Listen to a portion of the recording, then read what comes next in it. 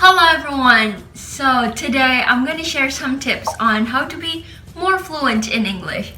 Also, I'm going to address some concerns like why is it easier to understand a language such as listening or reading rather than producing the language such as speaking and writing.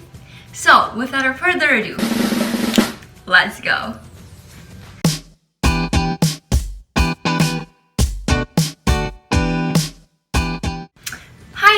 Welcome back. To be honest, I don't have any script for this video, but I have like points to talk about, so I'm sorry if I make some mistakes or if I don't pronounce things as well, but I hope this video really helps you. And if you think that this video is really helpful, don't forget to give a thumbs up and also subscribe to my channel. Alright, moving on to the tips on how to be more fluent in English. So first, know your why. Like why though? Like why do you want to be more fluent in English, right? So first, it could be because you want to get more opportunities or expand your network. And then it could also be because you like it. You like the language in and of itself. Second, the Pareto principle or the 80-20 rule. So based on Pareto, for many events, roughly 80% of the effects come from 20% of the causes. I mean, there are over 171,000 English words currently in use, and not to mention over 47,000 of obsolete words. Ain't nobody got time for that, bro. Oh, no. So, the real question is, how many words do we need to be able to fluently speak English, right? So, based on bbc.com, typical native speakers know about 15 to 20,000 words. If we know 800 words, we can approximately understand 75% of daily conversations. And if we want to understand dialogue in movies or TVs, we need about 2,000 to 3,000 words. And if we want to understand books, articles, newspaper, we need about 8 to 9,000 words. Therefore, I would recommend you guys to know about 2 to 3,000 words. And then I attached the link on the description, like the common words used on a daily basis. Third, I would recommend you guys to use Anki app. So it's like a flashcard that you can make, but then you can review the words on a daily basis, and then you can mark like, did you fail to review it, or was it hard, was it good, was it fair, and all this kind of stuff. And then because there are this like learning curve, you like remember something and then for a period of time it's just like declining rapidly. And then also, based on the study tips that I remember in my psychology class, that we tend to remember the first and the last of the list. So with the Anki app, it's like everything is randomly picked up for you, but then you're gonna go over everything, so you're not gonna miss anything from your list. And going back to the second tips, right?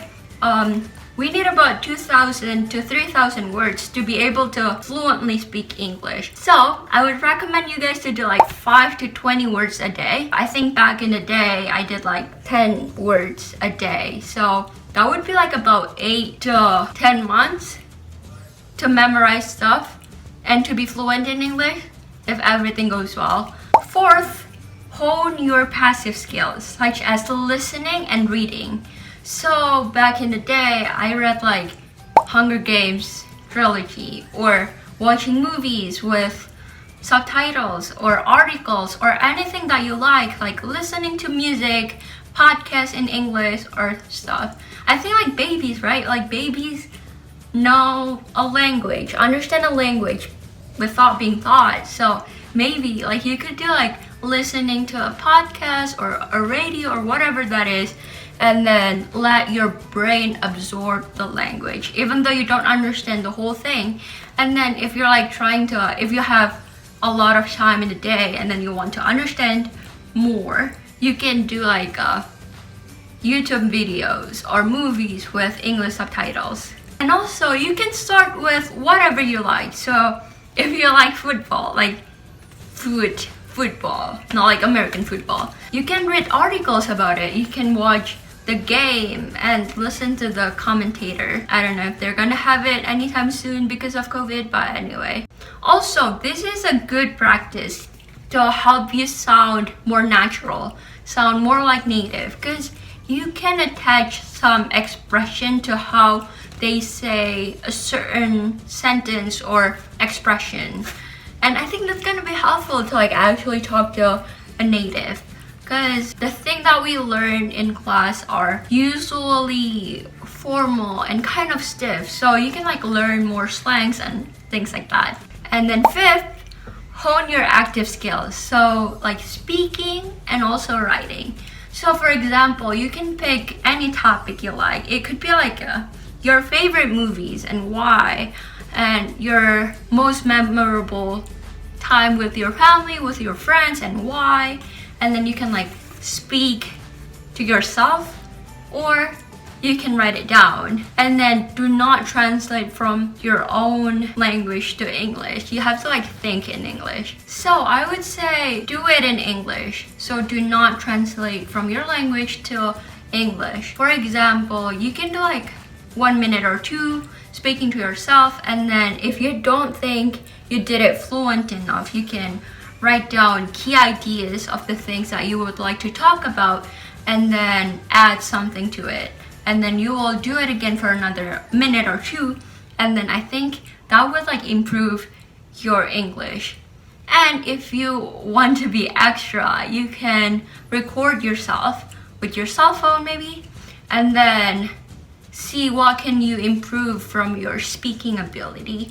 And then if you consistently doing it like every day for 15 minutes maybe, and then you can like compare it from the day you started and then like a month or 2 after you started, and then I think you can like see great improvement. So yeah, that's all 5 tips that I have for you. So first, know your why.